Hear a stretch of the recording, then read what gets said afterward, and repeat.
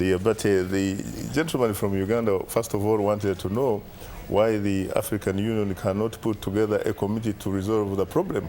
In fact, the committee is already there. Yes. It is called a panel. Yes. So you could tell him about that, which includes, of course, 5 presidents representing the different regions of the continent.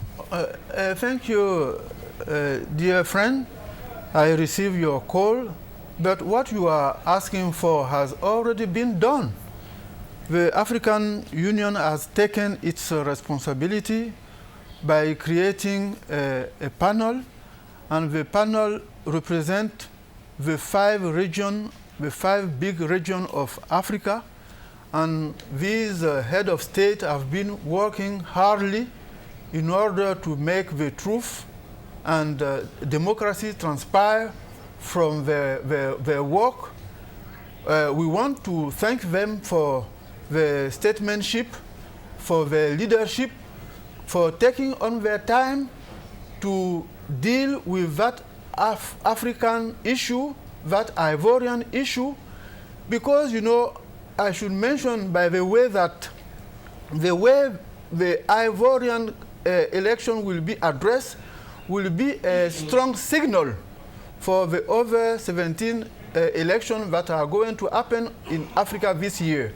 If the loser can say that he is the winner, it means that it is not necessary to go for election. But Africa needs election, because election is the opportunity to create the environment of rule of law. That is a way that doesn't exist in Cote d'Ivoire. Rule of law, good governance, and democracy. Africa needs that.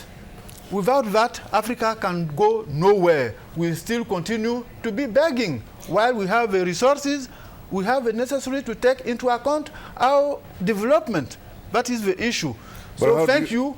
How do you respond to some people who might say, wait a minute, it doesn't really necessarily have to boil down to Ivory Coast doing the right thing?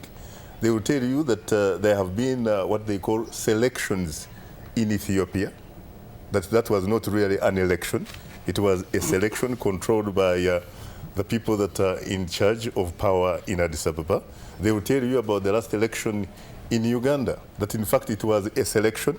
All you have to do is look at some of the reports by the international observers. They also tell you that the last election in Rwanda was in fact a selection. It was not really an election. That people, when you talk about the international community, they talk the talk, but they don't in fact walk the walk, unless they are talking about somebody who is not their ally. How do you respond to that? No, I respond to that because Africa has to start from somewhere. Mm-hmm. And I'm telling you, what you are mentioning is another issue. The issue of Cote d'Ivoire is that this election, we have spent almost 5 years preparing the election. This election of 2010 are the one we were supposed to organize in 2005. Why didn't we organize them? Because we know if we organize, we are going to lose. That is the issue. We postponed the election 6 times because they know they are not going to win.